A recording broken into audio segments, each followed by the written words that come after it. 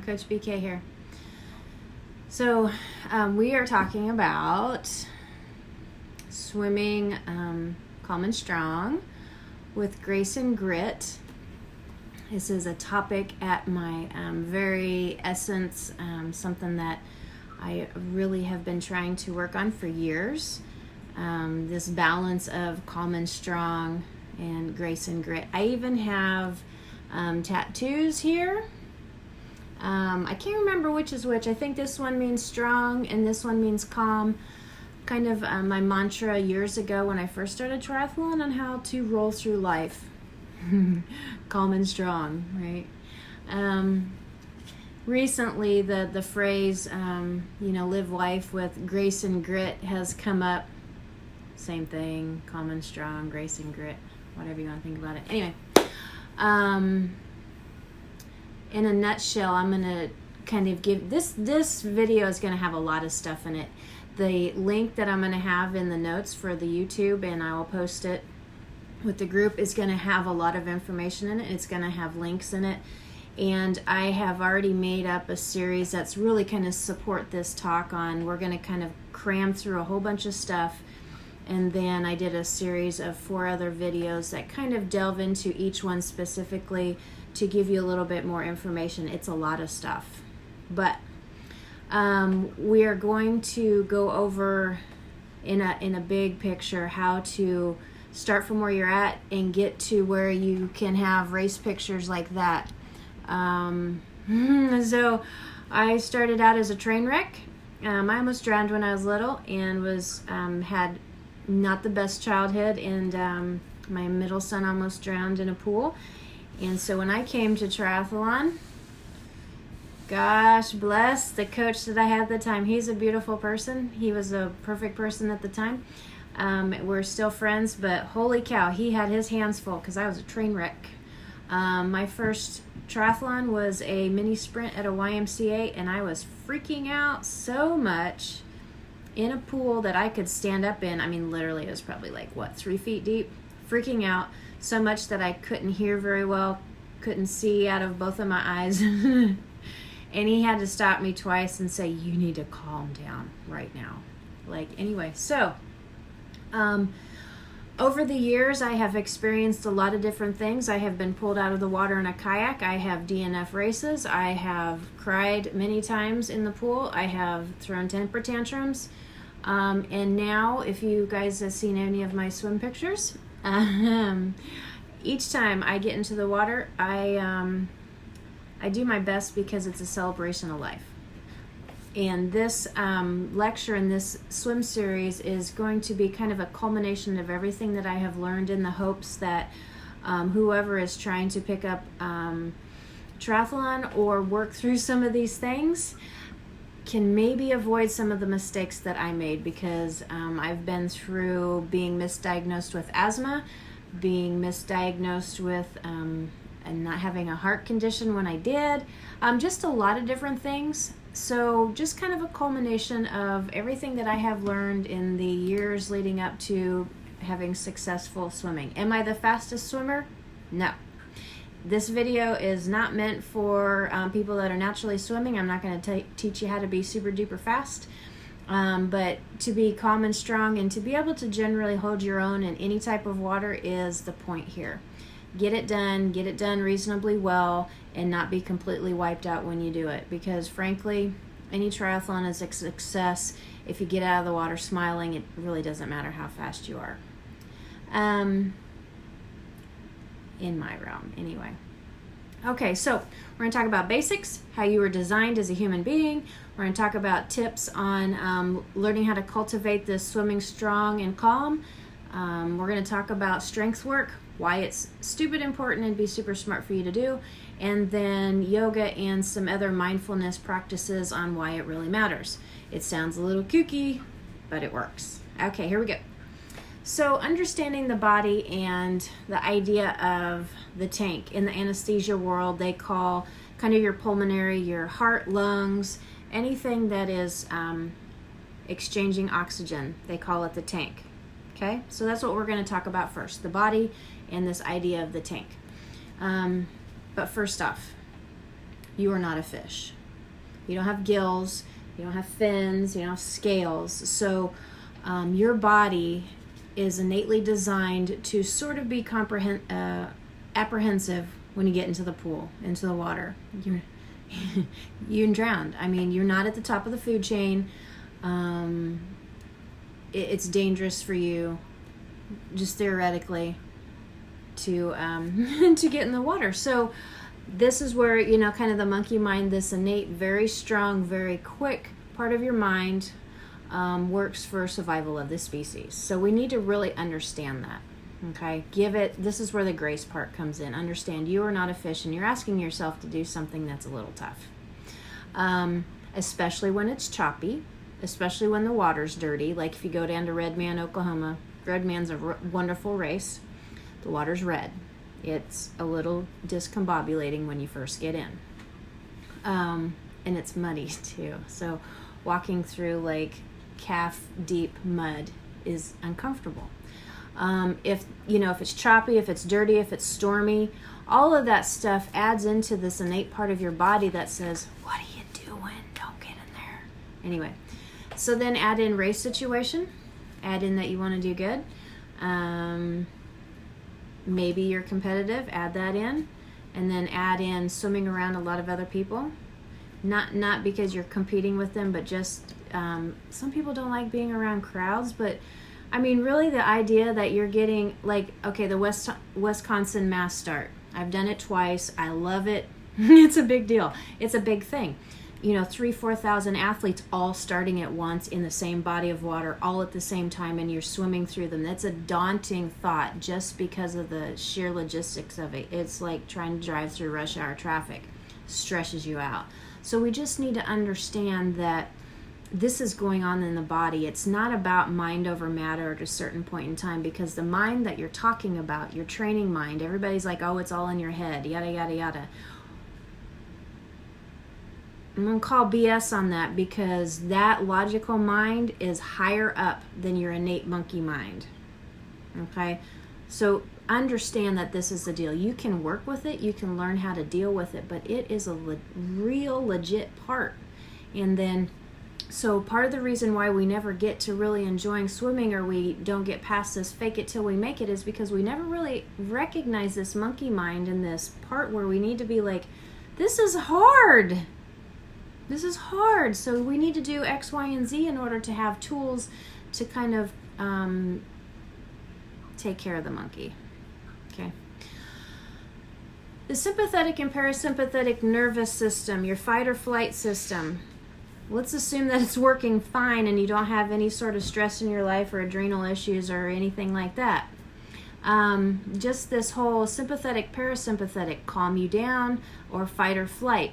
It deals with blood pressure, it deals with heart rate, it deals with the amount of blood sugar in your bloodstream. It goes up and down. This stuff, it goes on all the time too. So understand that because of the monkey mind, this knee-jerk reaction, I'm afraid, I'm in a position of possible harm, you need to be ready to go, this fight or flight system. So understand that that's going on too. This is going to come into play, kind of cascading down here.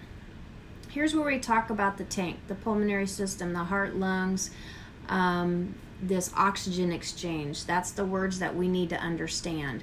Oxygen exchange, that's what all of that stuff is doing. And that's a lot of the time when we are with swimming, we are sort of mildly freaking out, or we're changing our breathing. The oxygen exchange gets off. Once you get a little depleted of oxygen, that monkey mind goes, uh-oh. You get a little hypoxic, uh-oh. And then things kind of like get out of control. And again, it's this innate part of your brain and your survival technique. And freaking, you can like try to thought process through and get over all of that all you want. But your body's actually thinking that it might be drowning soon. So it's legit. Okay. Victoria, it is okay. I used to do that too. For reals. Seriously. If I'm gonna write a book about my swim stuff, and I probably know beginners need to read it, because some of the stuff that goes on with the swimming stuff is cray-cray. But we still do it because we're awesome and we want to be epic. Anyway.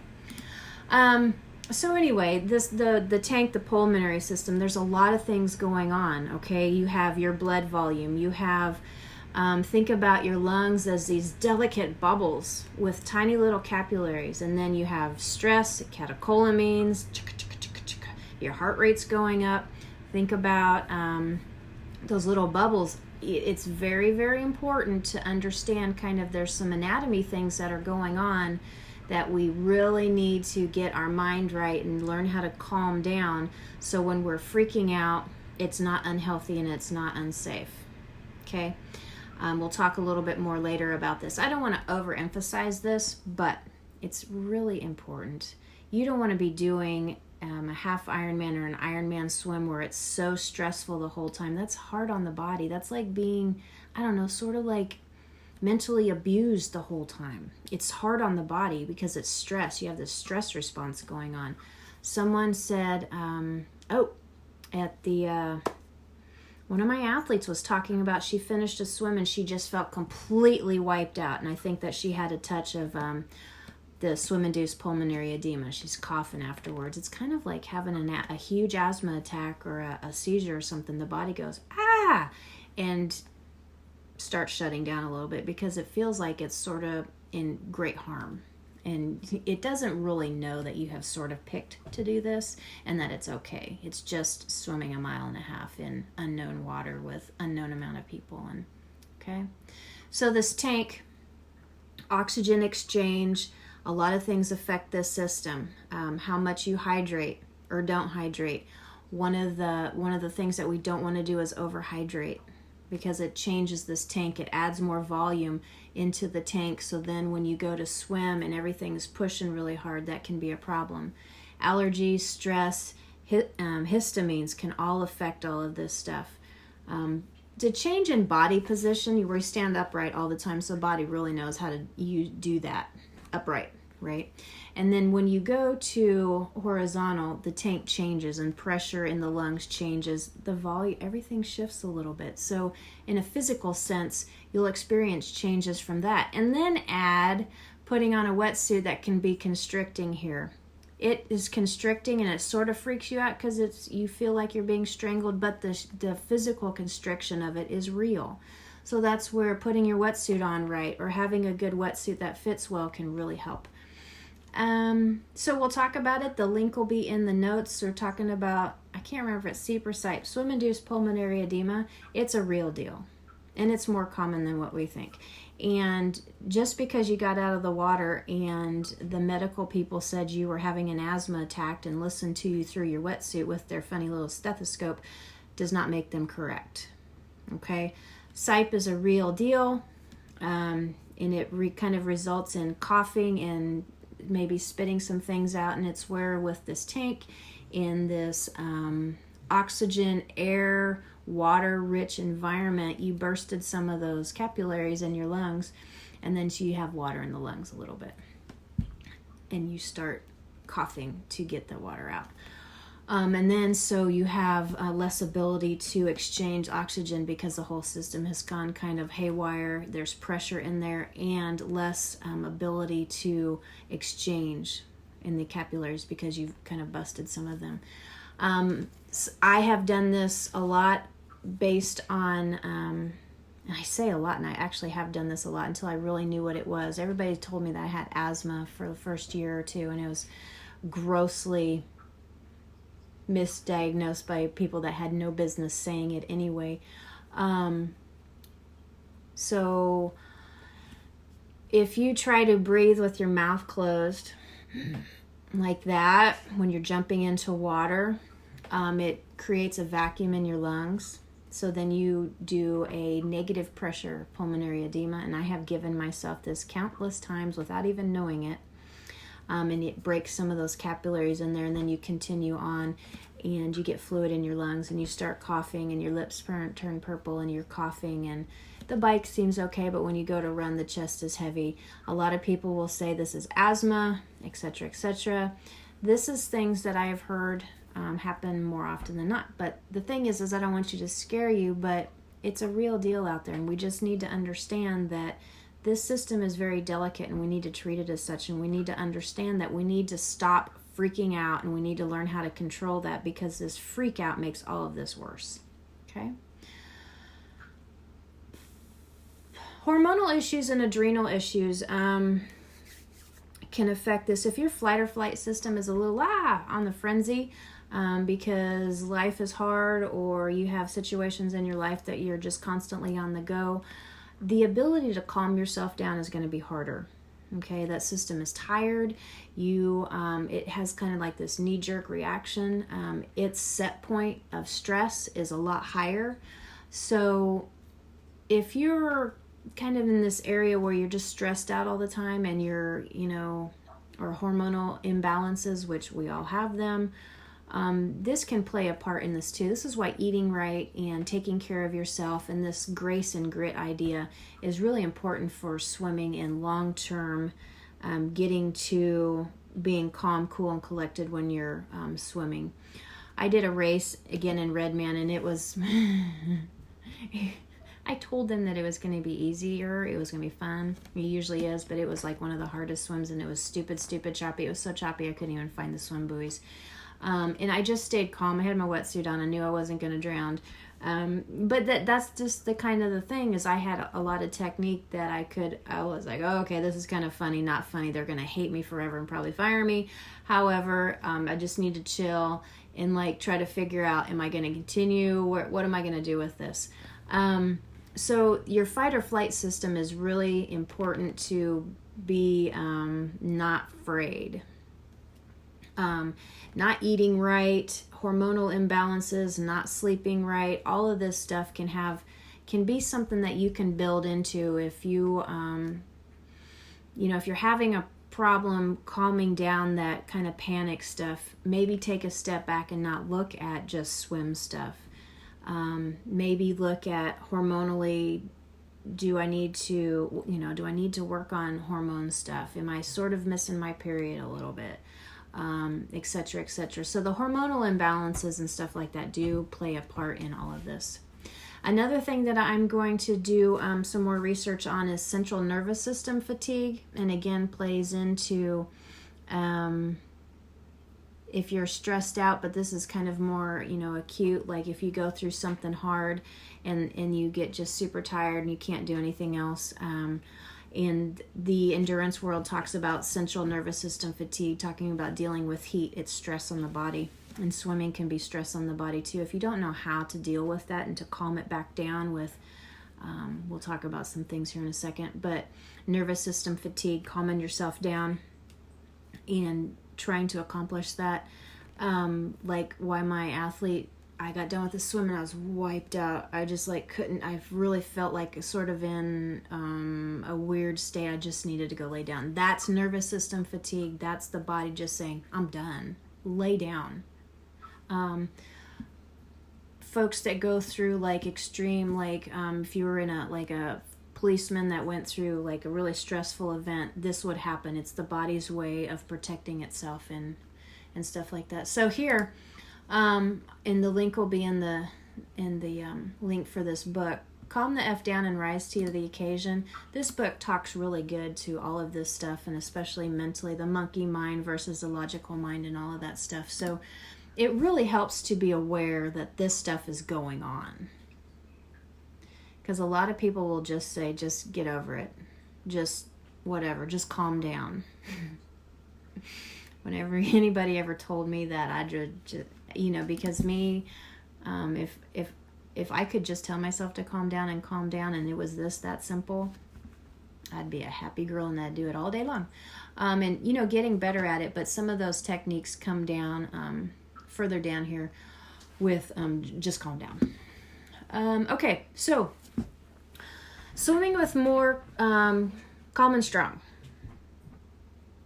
So I do want to throw this out there again. We talked about a little bit, call a spade a spade. Some of us come to the water with issues, things that we're working on or need to be working on. So me personally, I directly wanted to learn how to swim better. The whole reason why I started triathlon was because I wanted to learn how to surf and in Australia. And I was looking at it and I'm like, I was afraid of the water, really afraid of the water. I almost drowned when I was little. And I'm like, you're going to kill yourself. And then, maybe shortly after that, my middle son almost drowned in a pool. And then I saw his fear, and I'm like, oh my God, I'm duplicating myself.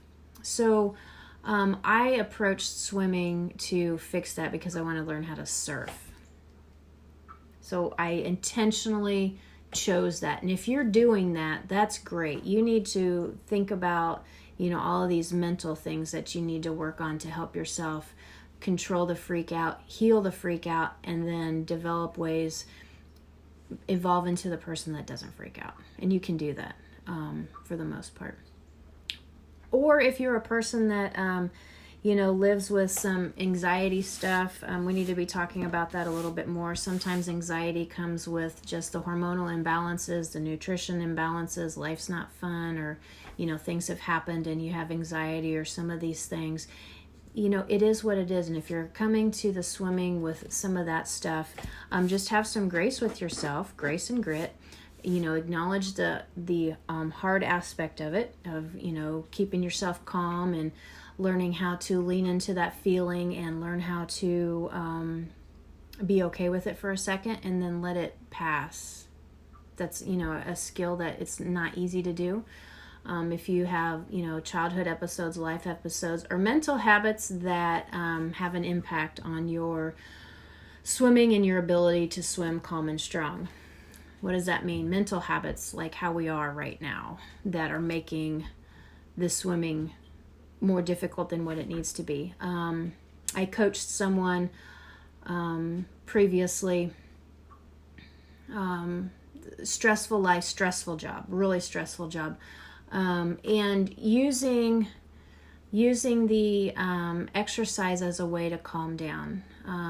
So this person I coached, years ago, it really stood out to me, her struggle with swimming. So using the running specifically as a means of relieving stress, and then also maybe a little bit of self-worth and self-gratification, just feeling good about yourself because I can run a 5K in this or whatever, right? We do that. We do go out and do things and work out and whatnot because we are trying to feed into our self-worth bucket. So if this is kind of going on a little bit and you get to swimming and you're not a fish and you probably, haven't been swimming much and you've been on your feet and you've been running and, biking is easier to pick up because you can still be on your feet. The swimming can be difficult because it's a complete game changer. You can't push through and muster through it and fake it till you make it or push through it or fight the water. That doesn't work here. Swimming is in your face. Break you down, and sometimes it's super, super duper hard for folks to kind of tackle that aspect of it, that they're slow as hell. They hate that. Some of us just really, really, really hate that. Like, I really want to be good. I'm trying, have this workout thing to be fun, and this isn't fun because I'm slow. So if you have that's just one example of kind of a mental thing that really can get in the way of having calm, smooth, copious swimming. So if you can think about that for, just a little bit, and if you identify that with that, then, if you decide that you want to change that up a little bit, use your swimming to do it. Okay. So, this strong and calm swimming thing, when you say, okay, yeah, I'm making this decision, I want to be a better swimmer, I'm going to tackle X or Y or Z or X, Y, and Z or whatever, you put your seatbelt on and you get ready for a lot of work, and sometimes some of this work is difficult because it can really bring out the worst things about you as a person, like, you throw a tantrum at the pool because whatever. I've done that. I've actually gotten out of the pool and left, and my coach, he's just like, all right, great. Like, throw a 2-year-old tantrum. Anyway. So let's just get down to some very specifics on what can make swimming better. There's resources and links on this page, so you can go find that later. Recognize you're not a fish and that you'll probably need to evolve. Just that sheer idea of I'm going to have to change in a fundamental way to not panic and not freak out in the water. Recognize that this is difficult and give yourself a lot of grace, because it is hard to get into an unknown body of water. You have no idea what's in there. It's hard. I mean, we kind of like throw this thing around like it should be easy, and then we compare ourselves to the natural swimmers, or we compare ourselves to Michael Phelps or the Olympics. I mean, it looks easy, right? Anyway, or we watch all these people in Conan. It looks so easy, but we don't see all the hard work that they put in. Okay.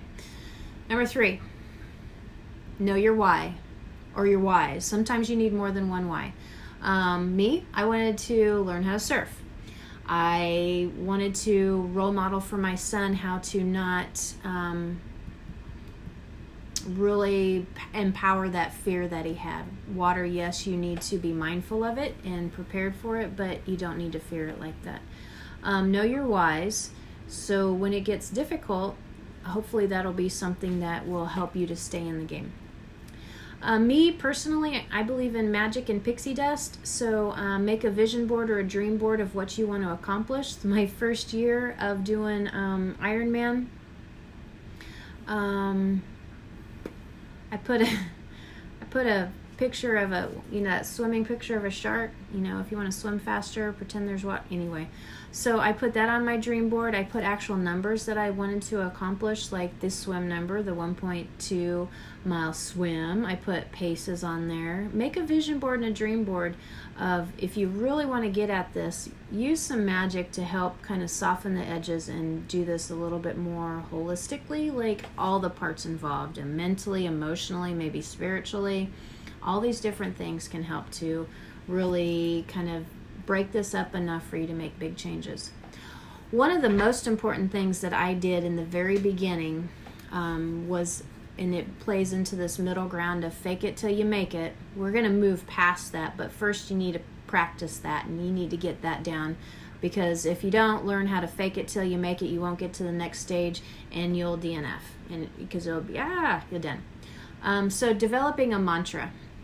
Mantra is something that you repeat to yourself over and over. And if you practice this in the swimming pool, it's like a battery that you're charging up. And you're charging it up each time with reverence. It can't be like you're just kind of toying around with it, right? This is why, one of the reasons why I kind of like my swimmers to not swim with music. I want them to be present at the whole time. I want them to learn how to deal with the board. I want them to learn how to be mindful in the water all the time. Pay attention to the swim drills. Pay attention to what's going on all the time. Mindfulness is really kind of a good part of swimming. But this mantra, something that you repeat over and over to yourself. My first year, borrow this if you want, calm and strong. I am calm and strong, calm and strong, calm and strong. I mapped it up with my swim stroke. If I was wanting to quit, if I was wanting to cry, if I was I was tired, slow, whatever, coach is yelling at me, needing to get back in the game, calm and strong, calm and strong. And I did it over and over and over and over and over and over and over. And so what this does is to help kind of blanket the monkey mind. So when you go into a hard swim, you have done so much investment in that mantra. It's like that battery. You have put so much into it. The techniques that I'll tell you later, when you're in a hard swim, you get just a moment in time where you're like, I need to get to my mantra. That's my safety blanket. That's my binky that she can never take away from me. It's not a binky. It's just a wonderful thing, and it's a big practice in yoga.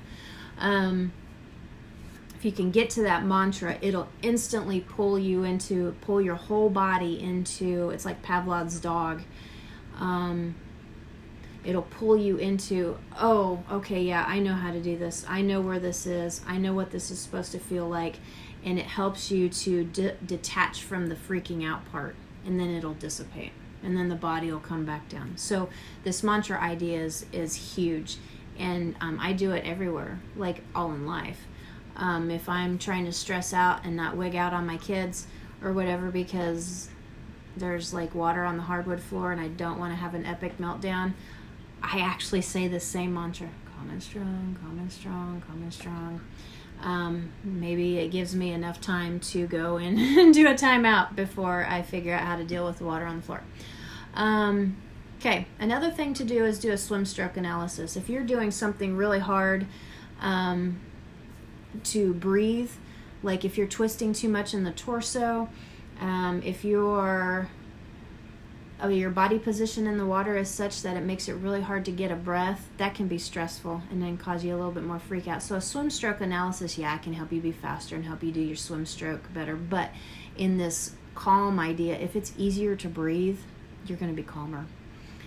Because there isn't anything like not being able to breathe that's going to freak you out, because the body goes, yo, I'm in danger, and monkey mind, away it goes. Again, remember that monkey mind is fast, and it's the first thing that's going to happen. The whole logical, calm down, it's only a whatever swim. The monkey mind doesn't know that. The monkey mind, while the lifeguard is watching you drink water, the monkey mind doesn't know that you're not in some dangerous place where you can't touch. It doesn't know that. Okay? Body balance and position. Think about this before you do drills and whatnot. This is a big thing that I see people skipping over all the time. There is no point in doing fingertip drag if your body position really is terrible.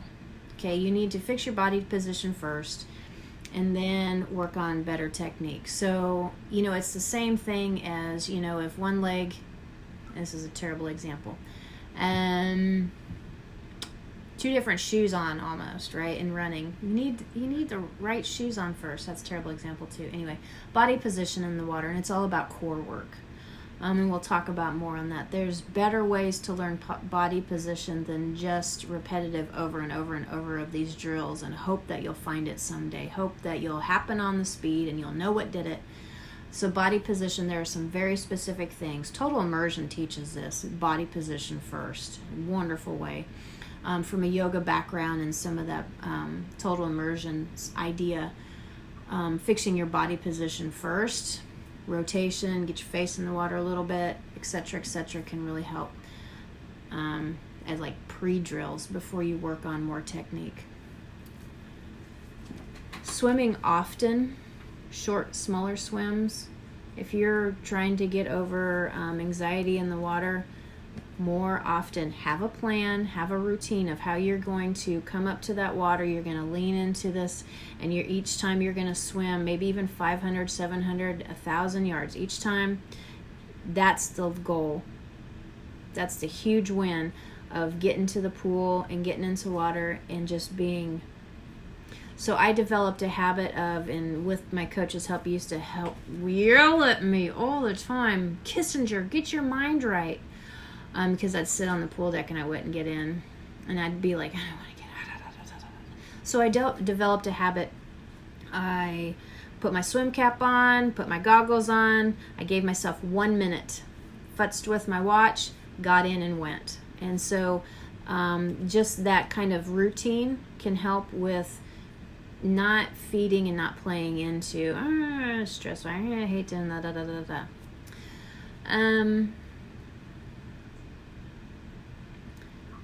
Have a plan. Have things in your plan that work. So what do I mean by this? So sometimes I really like coaching folks that come to it. They're like, oh, I hate swimming. I'm stuck at it. Because I go kind of back to my, kindergarten type stuff. So if you're having a hard time putting your face in the water, I'll suggest doing bouncing bubbles. Like bounce around like Tigger, and just get the timing of it and be fun and have your eyes up. Don't be so stressed out that you need to I need to do freestyle right away. Bounce around like Tigger and help your body learn that it's okay. It's okay when you're breathing out. Learn how to breathe out. Learn how to exhale through your nose and softly inhale with your mouth. And just bounce around in the water until you get that down. It doesn't have to be hard all the time to learn these things, okay? Do something fun, and do this with your kids, whatever. If you need help, and need to make things easier to learn to get your face in the water and get this routine down, and to use binkies, as I call them. If it's a pool buoy, if it's paddles, if it's a wetsuit, if it's those floaty shorts, the wetsuit in the open water. That first season, a lot of people new to swimming will be like, I hope it's wetsuit legal because I need to wear my wetsuit because it's their binky. They're using it to keep their legs up.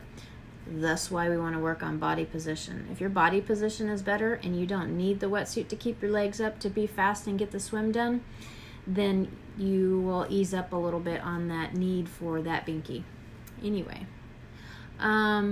so use the binkies, but be mindful when you are done with them to put them away. And then build technique from there. So, take it in small steps. Don't try to eat the elephant all at once. Have your swim stroke looked at more than once. Get a swim analysis done. I do this with people all the time. It's really easy to do virtually. Draw on it, boom. Get what you need to do homework-wise done, either drills or in the gym or whatever. Get your swim stroke looked at more than once, because as you change and evolve, you're going to need to do different things. Work on bilateral breathing don't stress on it, but it is a good habit to get into, mostly because if you want to accomplish a swim and you can't breathe to one side and the waves are drowning you, you need to breathe to the other side.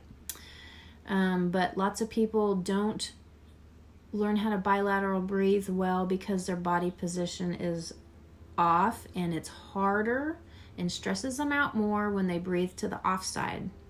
So that's again why we work on swim stroke analysis, body position, do these things in sequence, and then, stress yourself out a little bit more when you have kind of gotten yourself to where you can, halfway do things well. And then work on bilateral breathing, but really don't stress on it. Don't feel like you need to compare yourself with everybody else that's saying you've got to do it like this way, or you've got to do it that way, or you've got to swim this fast, or you got to do this, or you got to do that. Don't do all that. But bilateral breathing is important. And also, if you want your neck quiet in your bike or sleeping or running, bilateral breathing is really important because it helps to equalize the shoulders. If you want to swim straight, learn how to bilateral breathe so your shoulders are the same. And overall, though, be gentle with yourself. Once you kind of set all of these things out, be gentle with yourself and understand that. Give yourself grace with some grit. Lots of grit, lots of grace. So when you're ready to I got to a point in swimming where I just kind of wanted to survive the swims, and that was okay. But I didn't start getting the really good race pictures until I got to the point where I wanted to race them. Now, I wasn't fast, but racing for me meant that I did the best that I could. So, number 1, do your prep work. Don't stress out being late, and do your prep work. Drink appropriately, hydrate appropriately, all the things anatomically that we talked about. If you're at risk for asthma, or if this, or if that, or if you have a heart condition, do the work, take care of it, and don't not do those things. Don't not take things that you need to be taking or whatever. Set yourself up with all these different things for success. Do your prep work. And really, don't show up late to swimming and stuff like that. Don't stress yourself out. Be one with your number 2. Be one with your mantra. Use that bad boy. I'm serious. It works like magic. It really does. It really helps to quiet the monkey mind down. I write mine right here. Whenever I'm going into a race or whatever, I have mine right there, and I think about it all the time. Number 3, I really hound on people a lot to do this. Run before you swim. Run before you swim, even on race day. I don't wear flip-flops to my races. I wear shoes that I either am fine with leaving or I give them to my people. Run before you swim. Even if it's 45 minutes an hour, run before you swim. You're going to burn through catecholamines. You're going to help get warmed up. You're going to get that tank primed up. And it's not going to be such culture shock when you go to doing something really hard. Okay? It would be like expecting the body to go do a quick 5K just straight off the bat, no warm up. Just hit it, sprint, and go. That's what you're asking of it. So warm up first. And, a little bit of movement around, standing in line isn't enough. A couple of minutes of stretching the shoulders isn't enough. You need to run.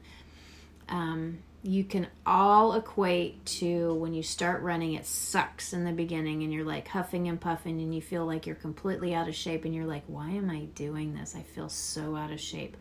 And then after you get over that warm-up period, everything is better. This is exactly what we're talking about in swimming. Run before you swim. Figure out the logistics of it. When seating yourself in a race, make decisions out of confidence, not out of fear, okay? So if you're on a cusp of, say, like a different swim group, or in groups on the cusp of it, do it out of confidence and pick the faster one. Start in the back, start wide. You'll be in the back of that group. Do things out of confidence, not out of fear. Have a swim strategy, okay, depending on whatever race it is.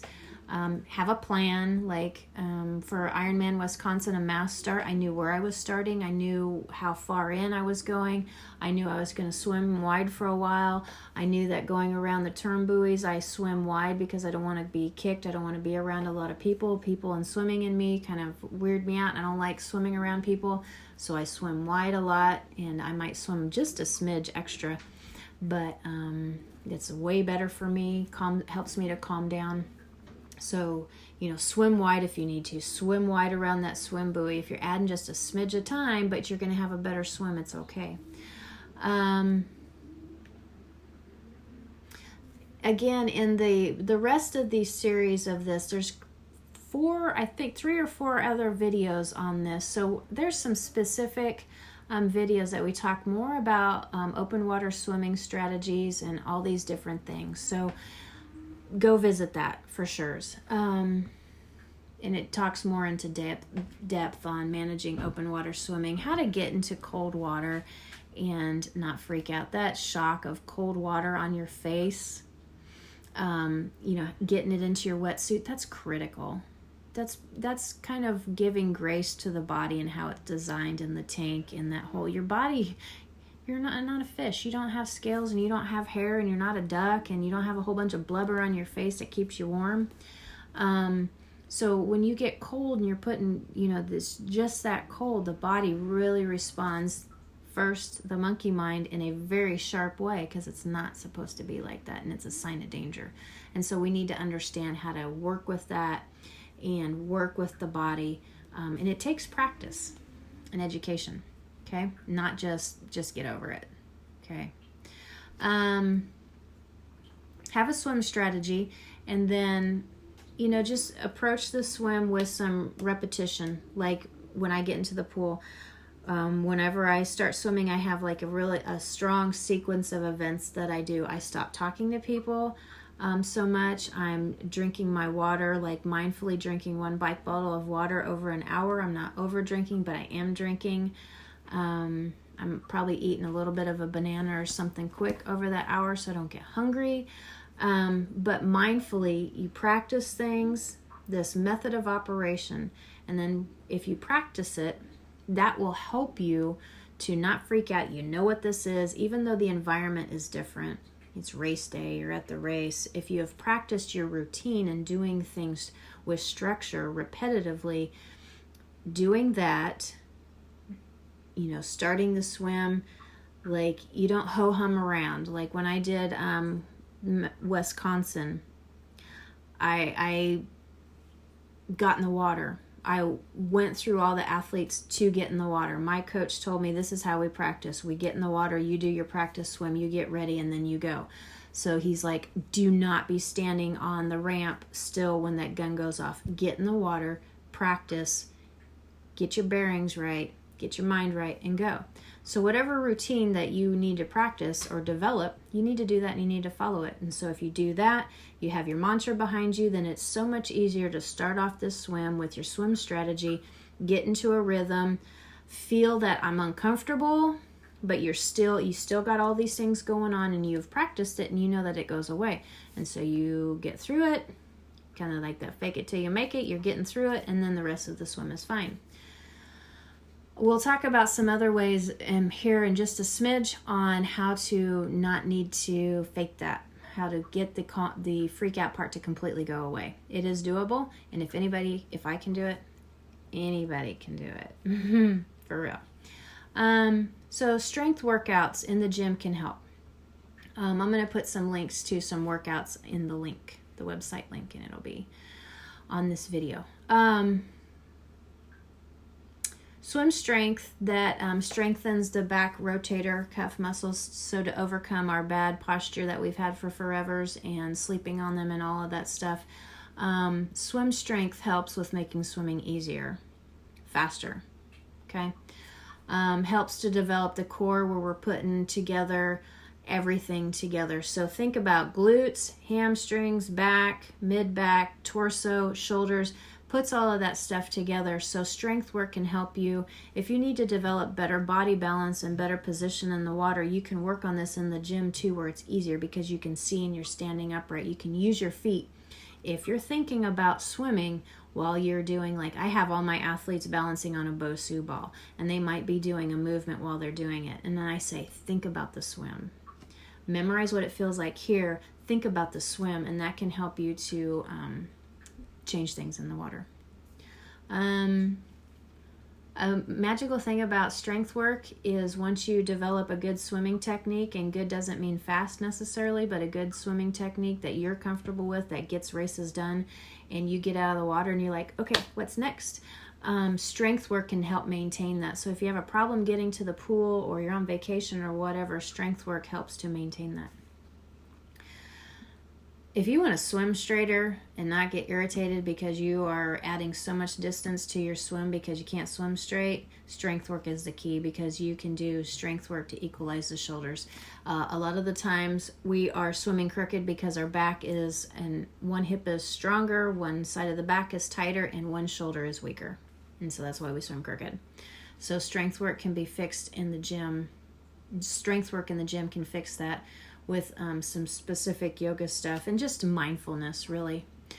Swim injuries, swim strength in the gym, for reals, can prevent, heal, fix shoulder injuries, for real. Okay. Speed work, strength work, once your technique is good, is free speed for the pool. If your shoulders get stronger and your technique is good, and you continue with that, your stronger shoulders are going to pull more water. You'll be faster. Okay.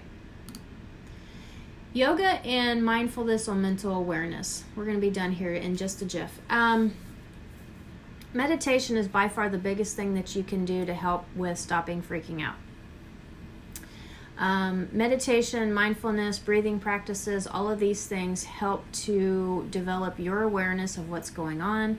And if you can get to the awareness of knowing that it's the monkey mind that is doing this, and you're not actually totally in danger, and then you can use your logical brain to get to your mantra, this is where mindfulness, meditation, yoga really have a big part in this. So again, mantra just means mind protector. It's a way of calming down something up top, a mental practice that's not innate, calming down that innate system so you can make decisions. When that system is on fire, it is really hard to make different decisions, because it's thinking fight or flight. It's thinking you're in grave danger. It has no idea you signed up for this triathlon thingy. So again, we talked about the mantra, and use it as a battery of power, storing up power. So when things get really difficult, if you've practiced it when it's easy in the pool, and then you get into a really hard swim and you need to like work through some chop, and you're like, that mantra will help you shift you into power and control, calm and strong. Another yoga practice called Yoga Nidra is a deep relaxation meditative type of practice. It's like a 20-30 minute endeavor, and it can help you to drop little nuggets of goodness into your subconscious, like it's just as easy as just saying, I want to be calm and strong. So I did this twice before half Ironman Boulder one year. I actually did it in Colorado when I was getting ready for the race, the night before and 2 nights before. And it's where it's just a meditative practice that you listen to, and you're really kind of calming down. And I just dropped into, it was kind of like a little gift that it asks you to do, and it was 2 gifts that I wanted to give myself, that I was calmer and I was stronger. And it's so interesting because it lowered my resting heart rate about, I don't know, a number of beats, but then just daily everything was about 10 beats slower because I was just a whole lot calmer.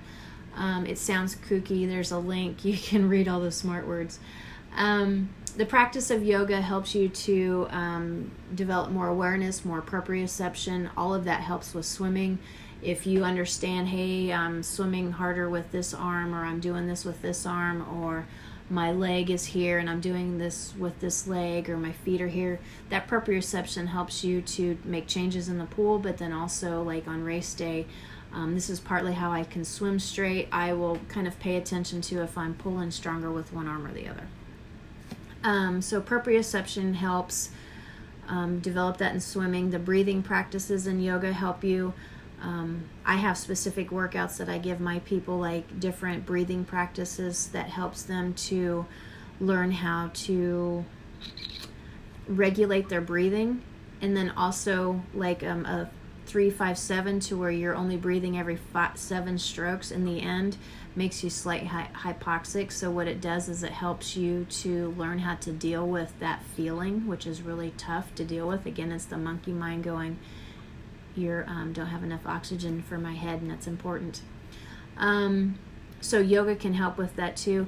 Another really big thing that yoga does that a lot of my athletes are benefiting from right now is running and learning how to extend the exhale.